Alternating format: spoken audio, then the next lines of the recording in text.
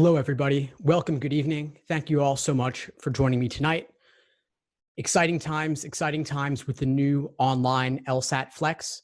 I wasn't initially planning to talk about that. I thought that being under quarantine would be enough change, but it looks like there's just one change after another being thrown at us these days, and we've got to make the best of it, turn lemons into lemonade, so to speak. And so rather than focusing only on the obvious fact that most of us are under stay-at-home orders, under quarantine, unless we're working in essential services, there is a lot to be doing, a lot to be working on, not only about LSAT prep while under quarantine, but to deal with the online LSAT Flex being thrown our way. And I would imagine that a lot of you are taking that online LSAT Flex either in May or if and when the June LSAT is canceled, which I expect it will be, then there will be another LSAT Flex likely in late June, I predict. And then July, August, beyond, who really knows? So anyway, I've got tons of questions in the chat here. I will do my best to get to as many of them as possible a little bit down the line. For now, my plan for tonight is to do a brief overview of the new online LSAT Flex and how best to prep for it. Then to spend some time talking about how to make the most of LSAT prep time under quarantine. I would imagine that a lot of you have more time to study than you might have had otherwise. I'll talk about how to go from the basics, LSAT 101, all the way to a 180, a top score, to get inside the mindset of the test makers. I'll talk about score plateaus and how to overcome them. And then, of course, as always, I will open the floor to any questions at all that any of you have about LSAT Flex, the online LSAT, the digital LSAT, how best to make use of your time under quarantine, and whatever else you have in mind. I will also do my best to get to the dozens of questions here in the chat. So anyway, what is the new online LSAT Flex? LSAT, the Law School Admission Council, LSAC, just announced the new online LSAT Flex last week, along with their inevitable cancellation of the April LSAT. So since the LSAT cannot be administered in person naturally, it must be administered online because the show must go on. Applicants have got to be able to take the LSAT, and law schools need applicants. And many folks were counting on the April LSAT. They're counting on getting a new or getting any score on record. So the LSAT Flex is an adapted version of the LSAT specifically for it being administered online. Most noteworthy, it is 3 sections, not 5. So for the old in-person LSAT, it was 5 sections, 1 logic games, 2 logical reasoning, 1 reading comprehension, along with an experimental section. So 5 sections, 4 of which were scored, plus the writing sample administered later. The online LSAT Flex is 3 sections back to back, and that's it. You're done. So 3 sections, 1 logic games, 1 logical reasoning, and 1 reading comprehension. So big change there. It is shorter. Rather than being well over 3 hours, it's now only 2 hours and you're done. Big change there, both from an endurance perspective, as well as simply from the fact that you're doing it at home in the comfort of your own home environment. No distracting other test takers, no distracting proctors, none of those environmental concerns. I remember back in the day, a lot of folks taking the LSAT at a test center in the fall while homecoming is going on and the marching band is right outside, or the fire alarm goes off at your test center. That's no longer a concern. Now your concern is, can you get your roommates, your family, your significant other, your dog, can you get all of them to be quiet for just 2 hours so you can get your LSAT done? Big change there. Folks are asking me all the time, including in the chat right now, will the LSAT Flex be only for May and possibly only for June as well, or will it be beyond that? LSAC, the Law School Admission Council, has indicated that they desire to go back to in-person administrations as soon as they possibly can. They even talk about doing smaller, more frequent test administrations to keep the in-person thing going. Personally, I don't really see that happening. That doesn't seem logistically feasible to me. My prediction is that it will be Flex for the long term. I think it's hard to go backwards on technology, especially since once they can work out any kinks with the online LSAT, it'll be smoother. each LSAT Flex administration, they will get better and better at administering it. And it's got a huge convenience factor. I've heard from students over the years who had to take international flights just to take the LSAT, or testing centers would get booked up quickly and folks had to go travel far distances, stay at a hotel overnight, commute 2 to 3 hours, and they would be stressing for weeks on end about when they would be assigned a test center, and then only to discover that that test center was not at all convenient for them. And if the COVID-19 pandemic continues, whether ongoing or on and off, it's going to be too chaotic to keep canceling test administrations, switching them to online LSAT Flex, when the online LSAT Flex could be administered all the time, year round, regardless of whether there's a COVID-19 situation or not. There are lots of logistical and financial costs to administering the LSAT in person. LSAT Flex removes all of those. Of course, the LSAT Flex presents its own unique challenges as well, like if a student doesn't have a suitable device, in which case, reach out to LSAC and they will connect you with a loaner or an alternative means of taking the LSAT. They've got to do that. Obviously, they can't let access to these devices be a barrier. Now, a lot of folks are concerned about law schools extending deadlines to account for the April LSAT being canceled. The answer is that overall, most law schools will extend deadlines if they haven't done so already. Deadlines are based on the world being as we expect it to be under the previous state of affairs. Obviously, now with COVID-19, coronavirus, there is a new normal here, and law schools, like everybody else, they have to adapt. Their job is not to enforce these arbitrary deadlines based on the old world state of affairs. They've got to adjust to the new state of affairs, and their job is to fill seats. So they will extend deadlines for the most part. I've heard anecdotally a handful of law schools not taking the results of the LSAT Flex, and I want to assure you that that is simply because of the timing. The April LSAT was canceled. The May LSAT Flex is in mid to late May. Some law schools may not want to wait that long, so they're only not taking the results of the May LSAT Flex because of the timeline, not anything unique to the LSAT Flex itself.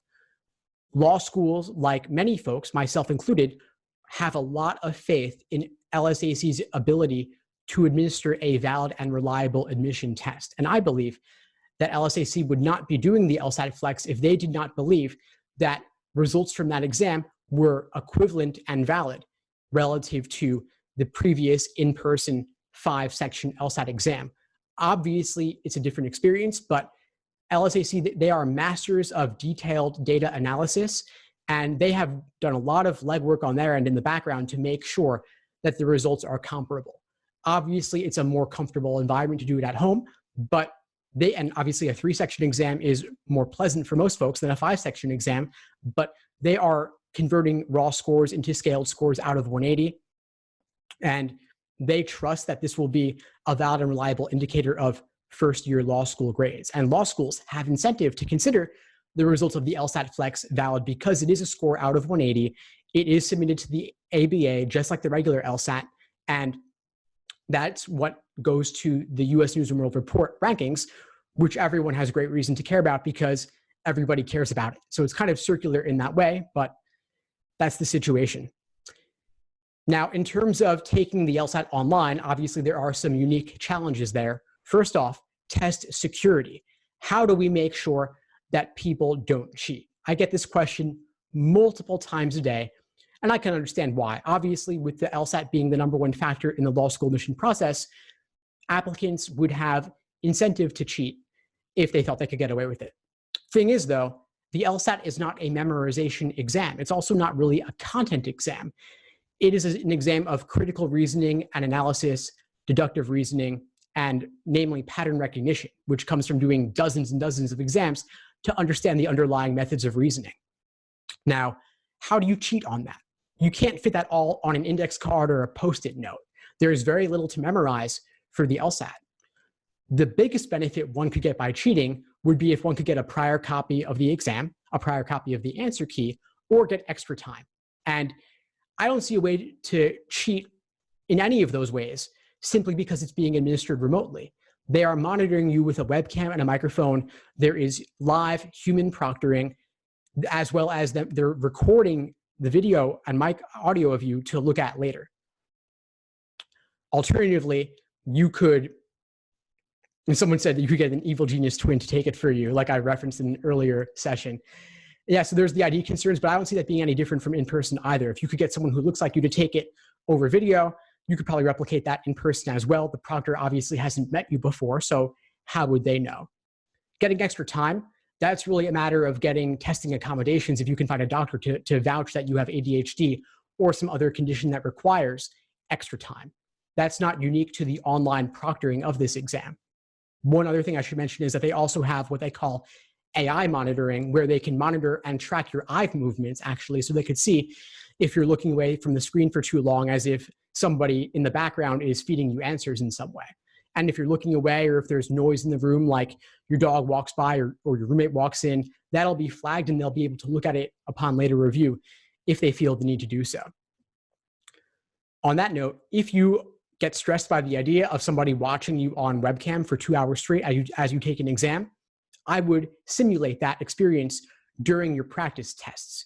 You might take a timed exam under test day conditions at home while live streaming yourself. A lot of folks will do a YouTube study with me, where you put yourself on camera and just study, and the fact that other people are watching you gives you incentive to stay focused. That's one thing you could do. You could also set up with a friend that you'll just be on a video call, Skype, Zoom, FaceTime, and you're watching each other as you take your exams, just to have the feeling of being watched, to simulate that, to make that a little bit more familiar for yourself.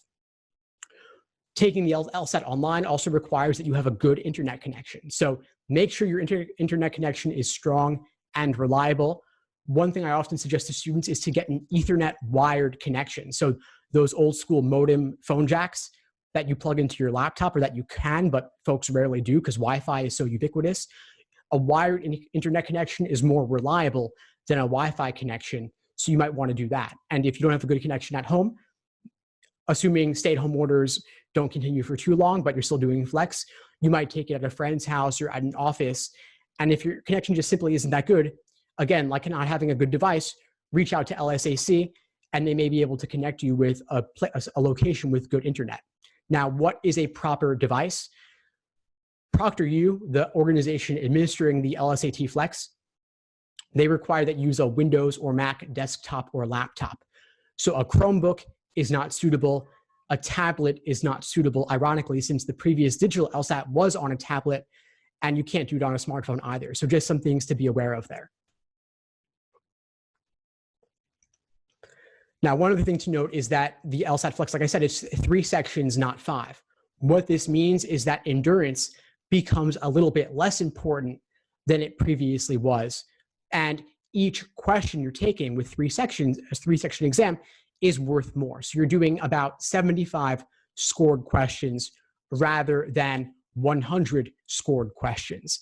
So each question is worth slightly more, and you want to be warmed up beforehand. You don't want to take an entire section just to get into the rhythm of things when the exam is going to be over 2 sections beyond that. So maybe do a handful of warm-up questions before you actually hit start on your actual scored online LSAT-Flex. You'll notice also that your books of published LSAT prep tests, as well as the prep tests inside the official LSAT Prep Plus program, are 4 sections. The reason they're 4 sections is that that's what was scored and counted under the previous in-person LSAT administrations. Now, I said it was a 5-section exam before. That's because the experimental section was administered on test day, but it was not released at that time because it was saved for a future LSAT administration. So when you're doing a timed practice test for LSAT-Flex with only 3 sections, simply skip one of the logical reasoning sections, because the LSAT-Flex has 1 games, 1 reasoning, 1 reading comp. Now, previous in-person LSAT, 4 sections, 2 logical reasonings. Logical reasoning counted for half the exam. Now, it is only 1/3 of the sections that you're doing. What is still an open question at this time in mid-April is that we don't know whether logical reasoning will be weighted differently to make it count for half, or whether it will count for only 1/3 of the exam. I could see it going both ways on this. It's 1/3 of the exam, maybe therefore it counts 1/3. Back in the 1980s, the LSAT only had 3 sections, just like it does now for the Flex, and each section was weighted equally. But alternatively, Since 1991, for nearly 30 years, logical reasoning has been weighted as half the exam, and that is what the LSAT's predictive validity has been based upon. The idea that logical reasoning might be more indicative of your 1L performance relative to the other sections, the games and the reading comp. But logical reasoning is also content-wise somewhat in the middle between logic games and reading comprehension.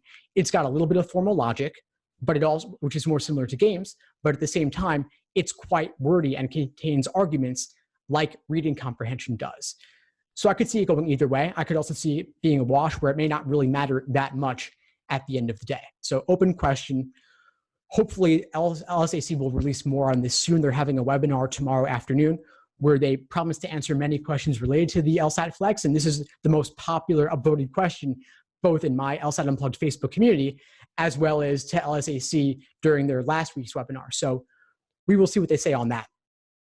I can't emphasize enough to practice on the online LSAT platform, official LSAT Prep Plus. It's more important than ever since the LSAT-Flex is the new way of the world, at least for now, and it may actually be extended internationally with time. I don't really see any reason why they wouldn't, given all the logistical benefits of getting tablets halfway around the world. I can't see them looking to deal with that logistical nightmare if they were to transition to digital in person. I see them jumping over that and going straight to LSAT-Flex. So we'll see. Last thing I want to say regarding LSAT-Flex is you've got to get used to taking practice tests at home. A lot of folks have done that in the past, and they were missing out on the ambient noise and distractions one would get from a test center.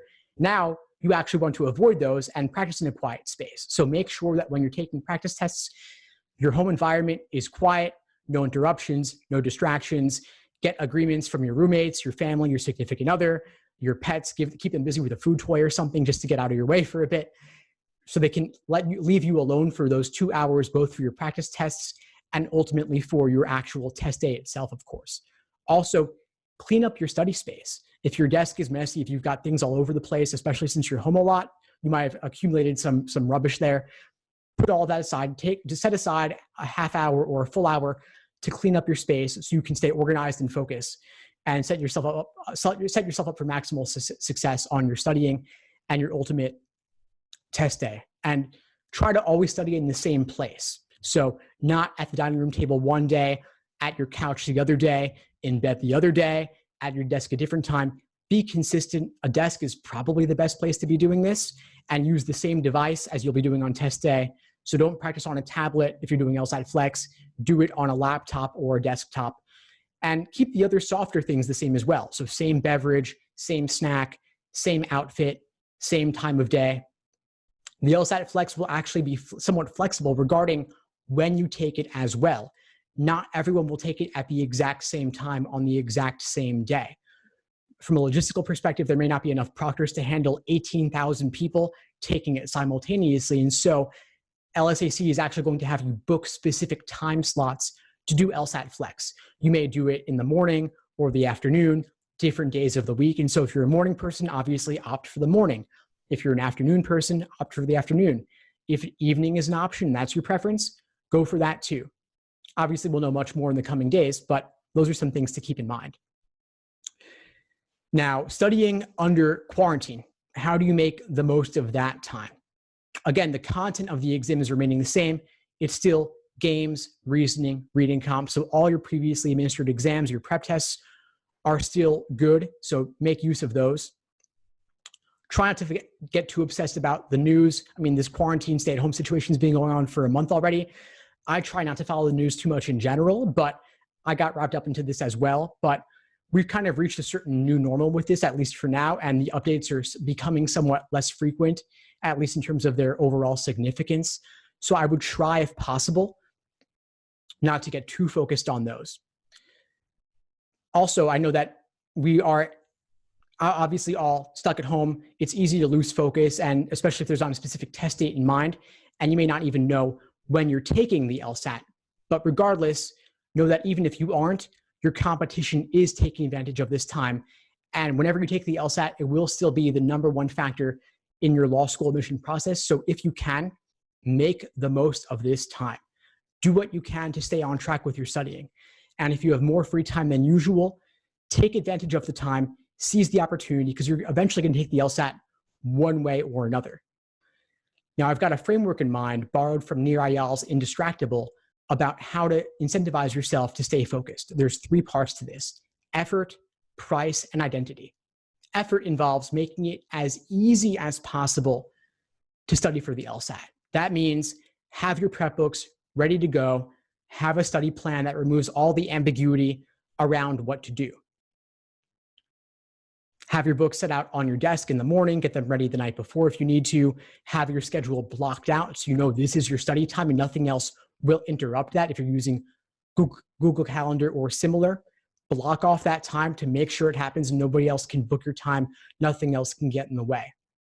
With regard to price, set up some incentives for yourself. You might have an agreement with a friend where for every day you don't study, you've got to give them $5 or you've got to donate $5 to charity. Monetary incentives could be useful in this case, and there is money attached to it because your LSAT score is worth a ton of money in scholarships or getting into a better law school. Getting a high LSAT score will be the easiest money you ever make.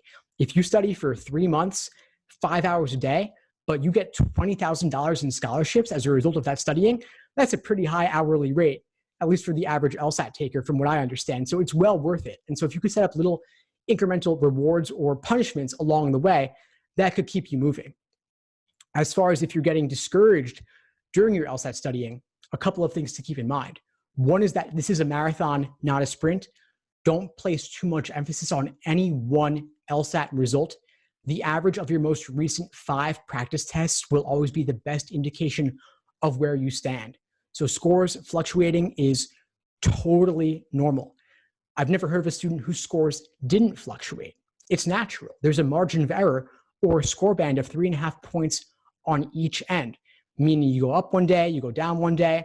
The LSAT's still a perfectly valid exam, and not every exam is equal in difficulty for you, even if they are equated to be equal in difficulty overall. So one might have an easier game section, one might have an easier logical reasoning section. So if one plays to your strengths, one plays to your weaknesses, that's just the luck of the draw. It's natural. Also know that while the LSAT as a whole is incredibly important, no one particular test date will make or break you. Law schools do not average multiple LSAT scores. They only take the highest LSAT score. So you can retake and it's no big deal. If you go up, fantastic. Your new LSAT score, the higher one, is the one you go with. And if you go down, no big deal. You still have your previous relatively higher score. Now, finally, the identity aspect, and I was speaking a little bit to that just now, but the idea is that you are not your LSAT score. Your LSAT score does not define you.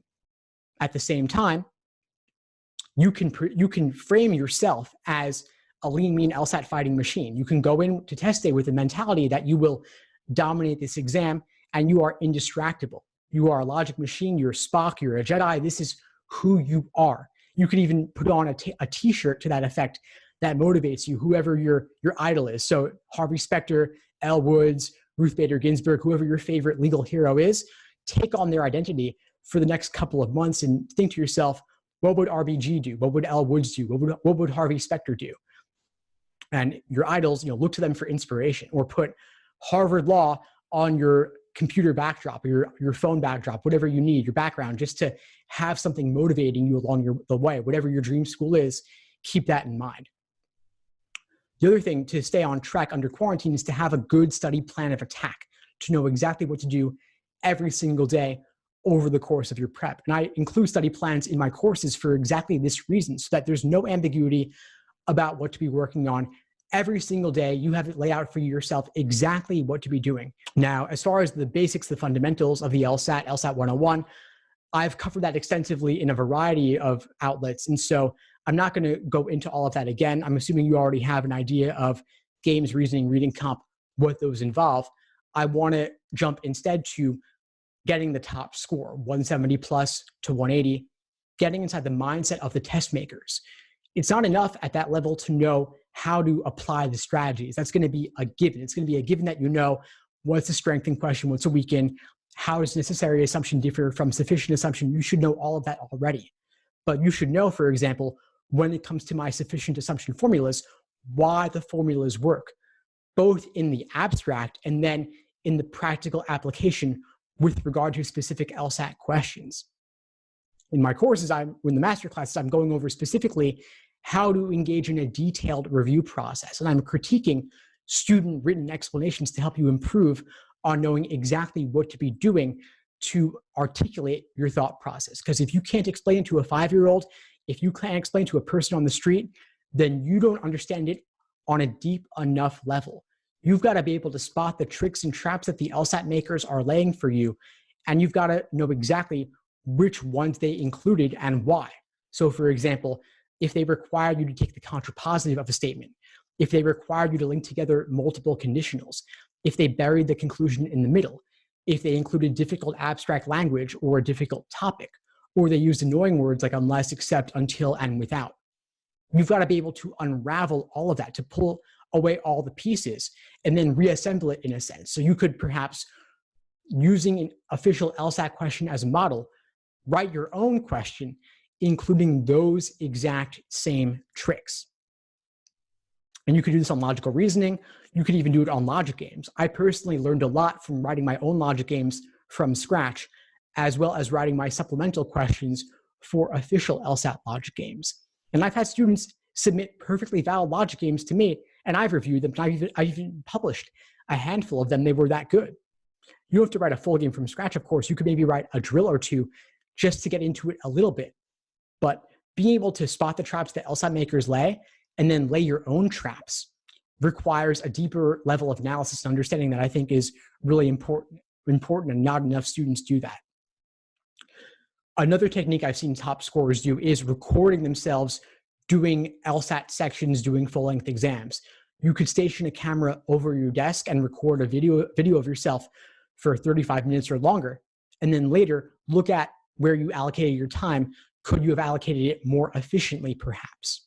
Or maybe you got bogged down in a certain area and you note that afterwards. And I would review all of this as soon as possible so that you can actually get inside your own mindset and see, did you recognize in the moment when you were getting bogged down? Just some things to be thinking about. And of course, the biggest thing I want you to remember, of course, is the Socratic review method, my technique for analyzing LSAT questions in depth. I've covered this elsewhere, but I'll briefly recap it for those of you who aren't aware or could use a refresher. Basically, the idea is that for logical reasoning, for example, you want to see where your misunderstanding stemmed from. Was it in the stimulus, the question stem, or the choices? If it was in the stimulus, what specifically threw you off? And was it one of those things I mentioned, like I mentioned earlier, like the contrapositive, linking conditionals, the word unless, or the method of reasoning? If it was the question stem, maybe the wording was unfamiliar and they were still referring to a common question type, but they presented it in a different way that you weren't spotting immediately. Or if it was in the choices, what was tempting about the wrong answer that made you pick it, and what ultimately made it wrong? And what was discouraging about the right answer that pushed you away from it, and what ultimately made it correct? So those traps of encouragement towards the wrong answer and traps of discouragement away from the correct answer. And you want to note all of this down so that later you can figure out how to avoid making those same mistakes again. Obviously, your articulation will typically be clearer than LSAC's articulation. And that's why pre-phrasing is so useful, because if you understand it for yourself, you're in a better position to spot how LSAC describes it to you in their wording. Now, speaking about score plateaus, I think that deepening your review in the way I've described is really the biggest thing you could do. Most students don't spend enough time on the review process. And my framework for LSAT studying, the laser approach, learning, accuracy, sections, exams, and review. Review is the last part, but it's often the most neglected. Students often spend too much time on the exams portion, taking exam after exam and measuring themselves, rather than doing fewer exams and reviewing them in more depth. And the LSAT-Flex being only 3 sections rather than 5 means that you could theoretically take more practice tests than you would have otherwise and still review them in more depth. But I don't want you suddenly doing 4 exams a week or an exam every single day just because you have 2 hours a day to do that. I would suggest still doing fewer exams and reviewing them in more depth. So now maybe you're doing 2 exams a week rather than only 1, but you still got to take the time to review them in depth in order to avoid making the same mistakes again and again. Because if you just take exam after exam, you're not really taking the time to spot your weak areas. And spotting your weak areas and reviewing the fundamentals in those areas, then coming back and doing another exam is one of the ways to break through a plateau. Another way to break through a plateau is simply take a break. You might be getting burnt out if you're doing too much, especially if you're taking too many timed exams. So I would say take a break, put it aside for a day, a couple of days, maybe even a week. If your LSAT's a month off or more, you do have time to take a break. It is okay. You're not going to lose it all in just a few days or a week. And at a certain point, either you've got the fundamentals or you don't. And your full-length timed exams are really simply a way to continue keeping your endurance up and keeping your rhythm going. So that test day is like just another practice test. That's going to be a lot of the value at a certain point with doing these timed exams. So breaking through a plateau may just require a little bit of distance so that you can come back to it rejuvenated, fresh, and ready to go at it again. Last thing I might say is change your approach. Maybe there is a technique that you're using that simply isn't working for you. Not every technique clicks for every student. And when I coach students one-on-one, I'll present a variety of techniques to find the one that works best for that particular student. And you'll notice this when you watch explanations from a variety of sources or read them from a variety of sources. Different people solve the same question different ways, and it's perfectly fine. You don't have to use my method for solving a particular question. What matters is, does it stick for you specifically? If it doesn't, try out something else, totally fine, not a big deal. Now, I've been going for a while here, and there are tons of great questions in the chat. So I'm going to get through as many of these as possible, specifically prioritizing those that relate to the LSAT-Flex and studying under quarantine. So do you get a break on the LSAT-Flex? No, you do not. It is 3 sections back to back, and you're done. And one reason that the LSAT-Flex is only 3 hours, is 2 hours, 3 sections, is because at a certain point, they've got to let you go to the bathroom.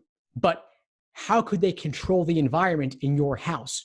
Once you leave the view of the webcam and the pickup of the microphone, they don't really know what you're doing. Are you talking to somebody else? Are you consulting books? They don't know. At an in-person testing center, they can see what you brought with yourself and what you brought with you, and they can control the environment more. But with online proctoring, they can't do that. So they decided that's where they've got to cut it off. So no breaks on the LSAT-Flex. Best advice to give regarding taking the LSAT-Flex and where should you take it?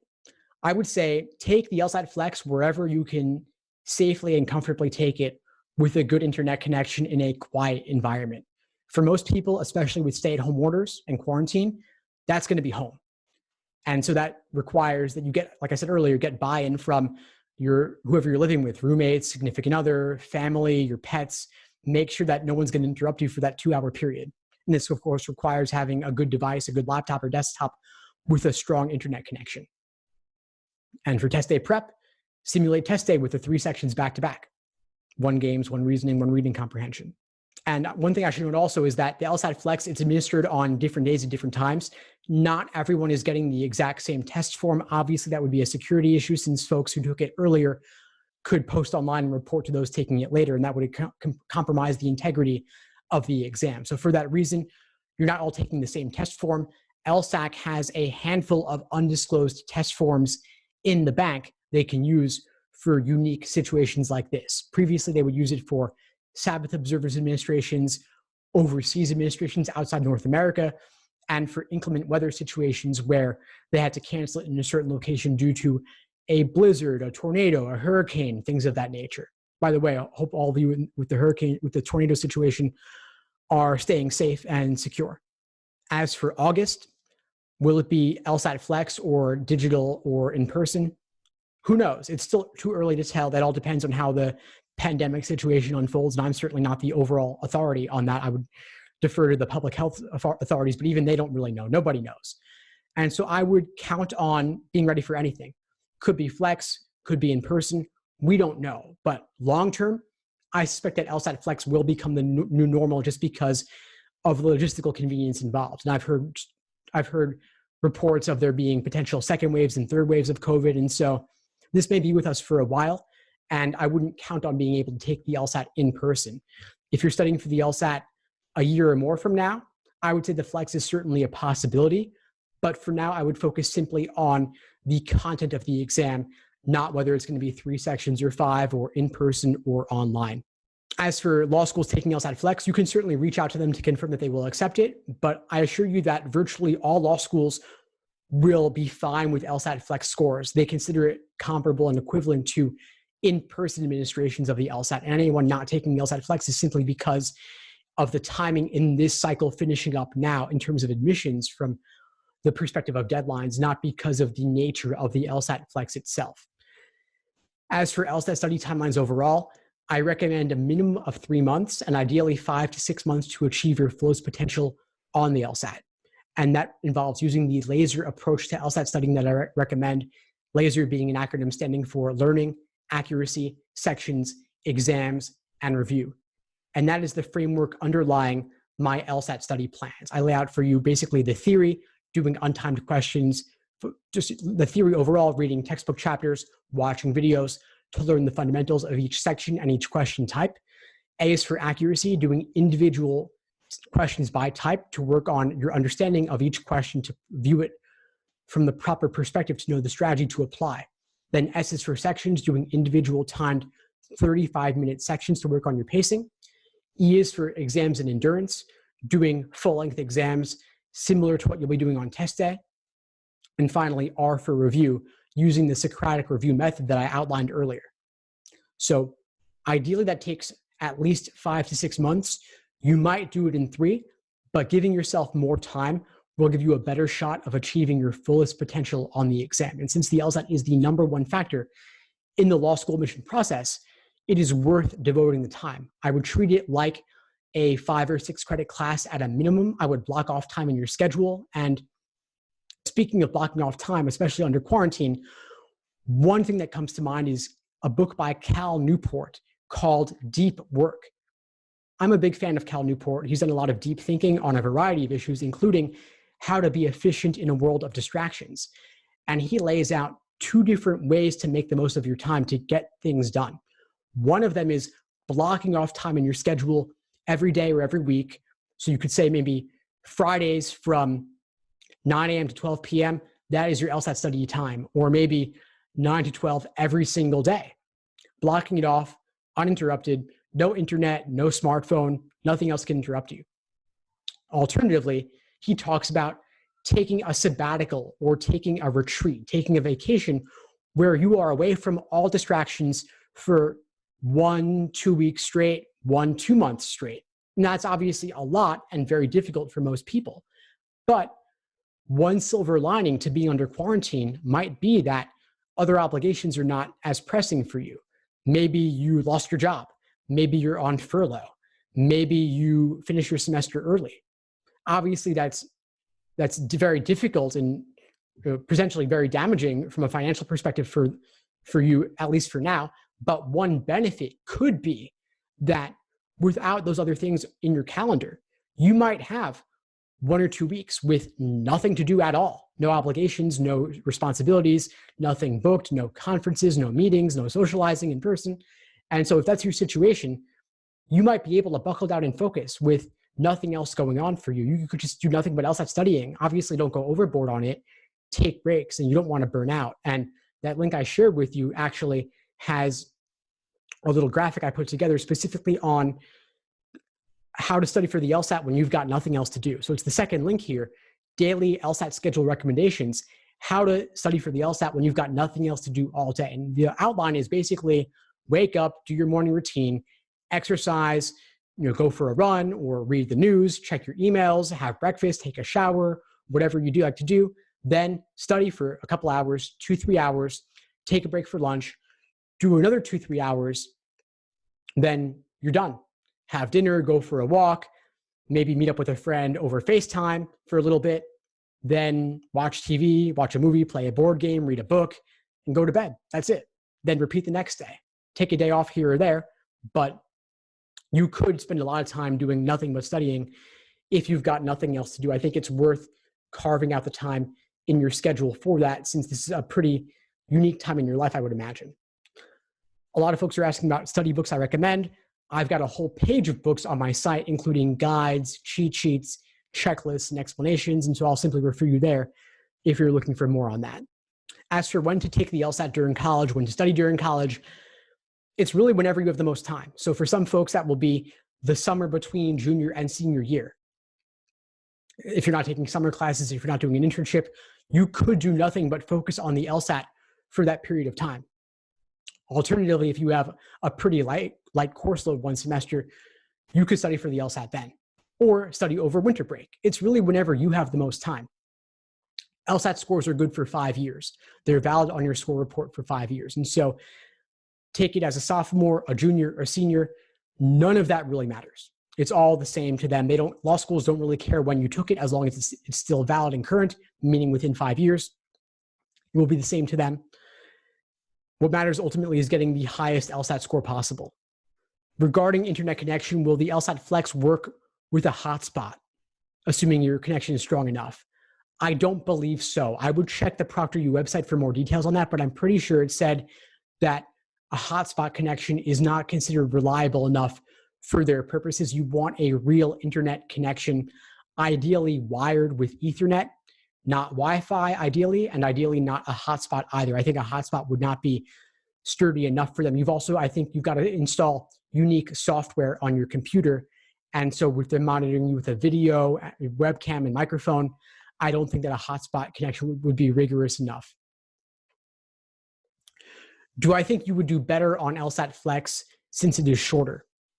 I think it will be a more pleasant test-taking experience because it's shorter, but will it be easier to get a higher score? I don't think so.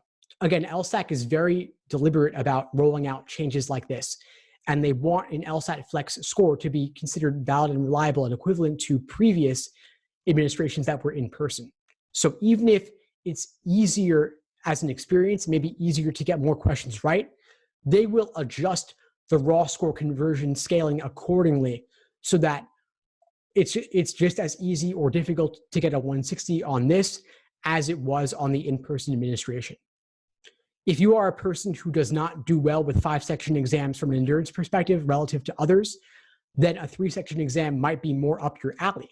And so I would say if that's your situation, then try to take the Flex. Now, this LSAT-Flex administration in May is not an open registration exam, meaning that you can't just walk in and sign up for it on their site. That exam is specifically only for those who were previously registered for the April LSAT. But I expect that the June LSAT will also be canceled and administered as an LSAT-Flex as well, in part because the June LSAT is scheduled for June 8th, but many states have stay-at-home orders until June 10th. So I don't see a way in which the June LSAT could go forward given the stay-at-home orders. I believe it will be canceled eventually and be another LSAT-Flex. So if you want to do the Flex, if you expect that you'll be ready in time, I would register for the June LSAT now, because once that is canceled, they will probably auto-register you for the LSAT-Flex. Now, if you're registered for the Flex, but you don't want to do the June LSAT, if you register for the June LSAT, but you don't want to do it as an LSAT-Flex, you can reach out to them and they will let you register for a different future test date as well. They will give you a coupon for another LSAT good through April 2021. And potentially one of those LSAT administrations might be in person. Now, if that doesn't work for you either, of course, you could reach out to LSAC and simply ask for a refund. They're not looking to keep your money for an LSAT that you didn't sign up for. They may take a little bit of time to get back to you because they're inundated with customer support requests right now, given all the recent changes. But they will ultimately make right on that and give you the chance to do it at a future date that works for you or give you a refund. As for where you can buy LSAT prep books, the books of LSAT exams in print are available on Amazon in books of 10 for about $20 each. Alternatively, I highly suggest getting the digital LSAT exams instead on official LSAT Prep Plus. That is available inside your lsac.org account. You go in there, it's $99 per year to get access to the majority of the exams in the online digital LSAT format. Again, 4 scored sections, not 5 because they're not publishing the experimental section. So to simulate the LSAT-Flex, simply do the 3 sections, 1 of games, 1 reasoning, 1 reading comp, skip one of the logical reasonings, And if you want to get a rough approximation of how that would convert into a scaled score out of 180, you might simply double your logical reasoning performance, and that would give you a rough approximation. It might not be perfect because, again, we don't know whether they're double weighting logical reasoning or not. Also because not every logical reasoning section has the exact same number of questions. Some have 25 questions, some have 26 questions. Occasionally, some will have 24 questions, but it'll give you a rough idea of how you performed. Now, if you are a slower reader and you're taking the LSAT, how do you prep? Well, first off, assuming you're doing it online, I would say get used to reading dense, difficult text online. You could, of course, do the LSAT exams online, read those on screen. That's the best thing to do since you have nearly 400 released LSAT reading comp passages. Just read those and test yourself for comprehension there. That's one way to go. A couple of sites you could use as well are Spreeder.com and phrasereader.com. Basically, go on these sites and copy paste in any difficult dense text you want. You could pull from the Economist or Scientific American. A lot of folks will recommend that for something more casual, yet still complex. But the best thing of all is actual LSAT passages. And you can actually, on those sites, play with increasing your reading speed by displaying the text to yourself at increasingly fast speeds, kind of like you're putting yourself on a reading comprehension treadmill, increasing words per minute. So instead of doing 250 words per minute, you could increase to 275 or 300 words per minute and see if your comprehension drops off a bit. And if it does, reduce the speed. Otherwise, increase the speed, but get used to reading that text on screen since that's what you'll be doing on test day. Like anything else, practice is the way to go. As for scratch paper on the LSAT-Flex, I am almost certain that they will give you scratch paper. ProctorU typically has the ability to allow it, but that's based on LSAC's rules. And since they've allowed it in the past for the digital LSAT and the in-person paper LSAT back in the day, they would let you write on the booklet. And so I can't imagine them not allowing that, but they will release more details on that hopefully tomorrow. I have heard anecdotally from students that LSAC did confirm scratch paper, but we'll know more, including the number of pages, hopefully very soon.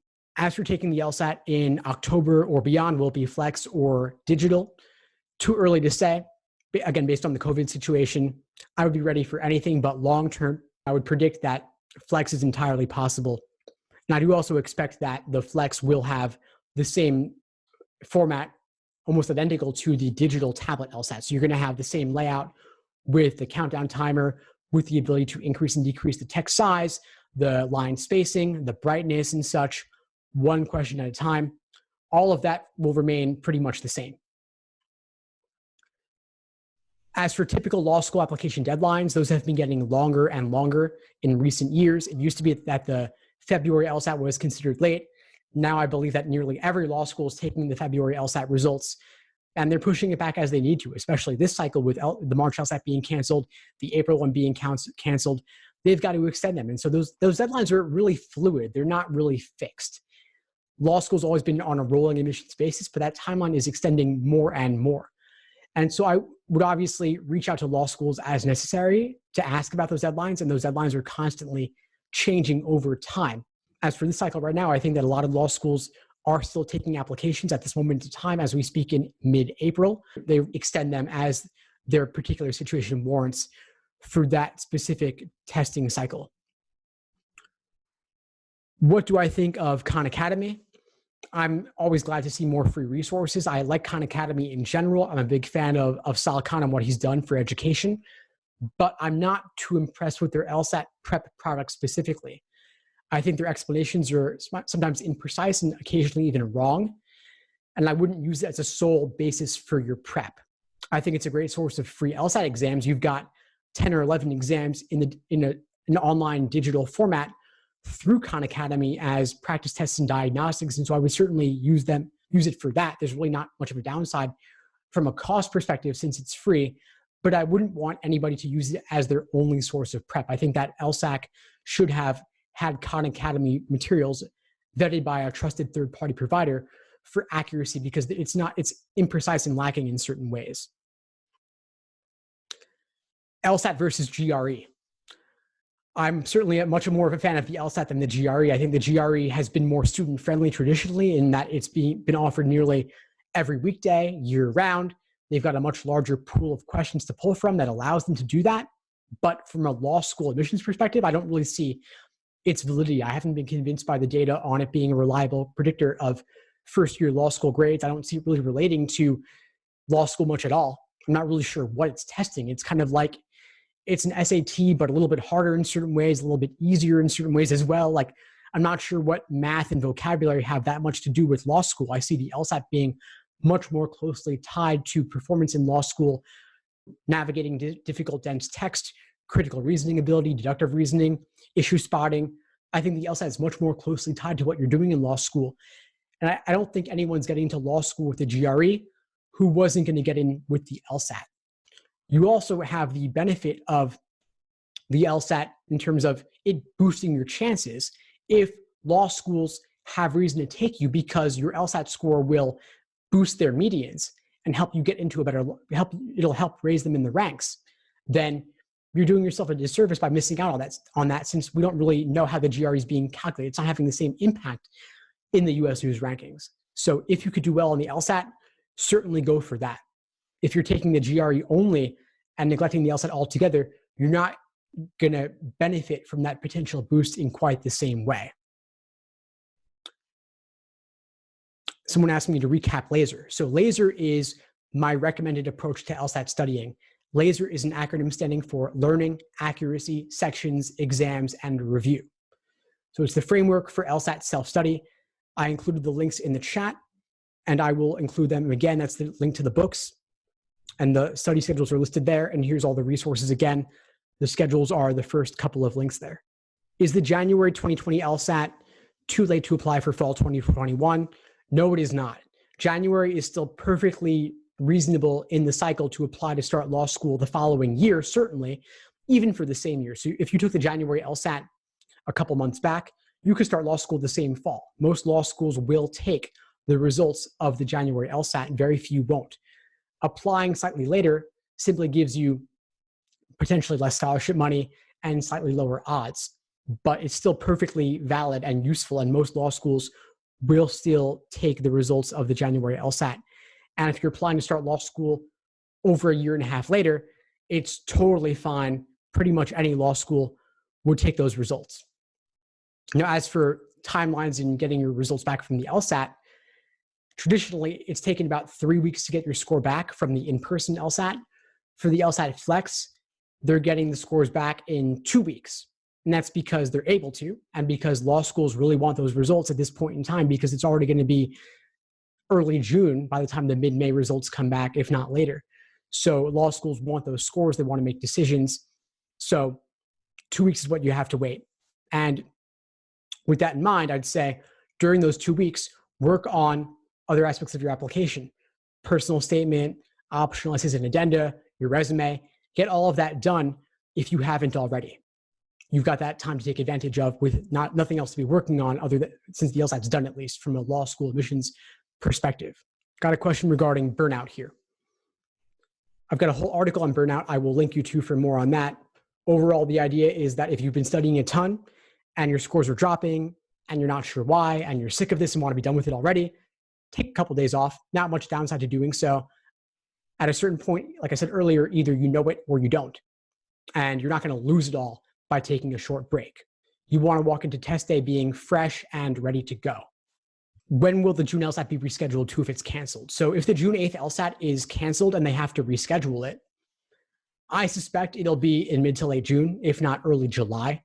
I don't think they'll want to administer it in early June because they'll have just done the May LSAT and they might need time to recalibrate themselves and improve for the next LSAT-Flex administration going around. As for scratch paper on the LSAT-Flex, I suspect that based on what I've read about ProctorU, they will have you show both sides of your paper to make sure there's nothing written on it and that it's clean. I suspect they will want it to be unlined, regular white 8.5 by 11 paper. As for the number of pages, we don't know yet. I suspect it'll be roughly 12 to 14 pages, same as the in-person digital LSAT previously. I don't think they'll ask you to turn it into them afterwards. I don't think they'll want you to mail it in, and how would they know what you're turning in anyway? I don't think they're going to be that concerned about it. I think they're much more concerned about people somehow screen capturing the questions from the exam from a test security perspective. And I think that ProctorU's software will prevent that, since it will require closing all other applications, and will probably have some sort of security on your computer for the duration of the exam. As for where to get the online LSATs, again, it's official LSAT Prep Plus, and it's inside your lsac.org account. And that's where you can purchase the subscription to the LSAT Prep Plus and get access to the vast majority of them, more than enough to practice on. Now, we've been going for quite a while here. I think I've gotten to the majority of questions that I was well equipped to cover regarding the Flex, regarding the quarantine study situation, score plateaus, and review and such. I will hopefully know more on the LSAT-Flex in the coming days, especially with LSAC's webinar happening tomorrow. I will continue to update all of you with the details on that as I learn more. So please stay tuned. Keep posting in the LSAT Unplugged Facebook community. Follow me on Instagram, the YouTube channel, the podcast. I'm putting out information constantly. And feel free to reach out to me personally as well if you have any questions regarding LSAT-Flex, how to prep, general questions. I'm really happy to help however I can. Anyway, everyone, thanks for tuning in tonight. I appreciate all your great questions. Please keep in touch and let me know if you need anything at all as you move forward. Have a good night, everyone, and stay safe. Thanks for tuning into the show. Please subscribe if you haven't done so already to be notified of new episodes as I release them. And feel free to reach out if you need anything at all as you move forward with your prep. I'm happy to help however I can. In the meantime, I'll wish you all the best and take care.